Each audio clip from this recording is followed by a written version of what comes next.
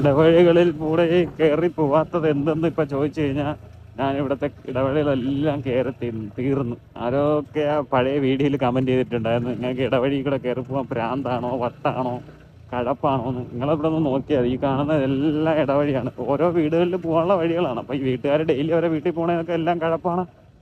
ശ്രദ്ധിച്ചേതാ അടുത്ത ഇടവഴി, എല്ലാ ഇടവഴിയാണ്, ഇടതും വലതും താ ഇടവഴി. ഇവിടെ മൊത്തം ഇടവഴികളാണ്. ആൾക്കാരെ കഴപ്പല്ല, ഇവിടെ എങ്ങനെ ആയിപ്പോയി. ഇതാ ഇവിടെ ഒരു ഇടവഴി, ഇവിടെ ഒരു ഇടവഴി, ഇവിടെ ഒരു ഇടവഴി കണ്ടാ. ഇവിടെ എല്ലാ ഇടവഴികളാണ്. അതുകൊണ്ട് നമ്മളെ കഴപ്പെന്ന് പറഞ്ഞിട്ട് കാര്യമില്ല. ഇവിടെ നമ്മളെ വീടുകളിൽ പോകണമെങ്കിൽ പോലും ഇങ്ങനെ തന്നെയാണ്. അപ്പൊ എന്തൊരു പോലീസ് ഉണ്ടാവും.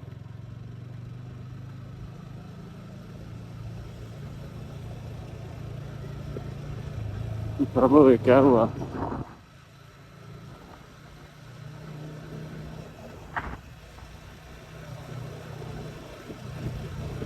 ഇടവഴി, അതാണ് ഞാൻ കയറിപ്പോയ ഇടവഴി, അടുത്ത ഇടവഴി. ശ്രദ്ധിച്ചാൽ മതി, ഇത് മൊത്തം ഇടവഴികളാണ്. ഇത് എൻ്റെ കഴപ്പ് കൊണ്ട് ഞാൻ കയറി പോകണല്ലേ, എൻ്റെ വീട്ടിൽ പോകണത് ഇതുപോലൊരു ഇടവഴി തന്നെ. ഒന്ന് ചിന്തിച്ച് നോക്കി. ഇതിൻ്റെ അകത്തോട്ട് പോയാൽ അങ്ങോട്ടും ഇങ്ങോട്ടും ഇടവഴികളാണ്, അതിൻ്റെ അകത്തോട്ട് പോയാലും ഇടവഴികളാണ്.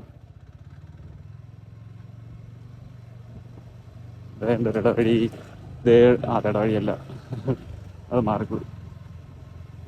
ഇതൊരു ഇടവഴി, ഇനിയും ഉണ്ട് അടുത്തൊരു ഇടവഴി. ഇതിൻ്റെ ഇടയ്ക്ക് ഇവിടെ ഉണ്ട്, ഇതാ ഒരു ഇടവഴി. മൊത്തം ഇടവഴികളാണ് ഇവിടെ.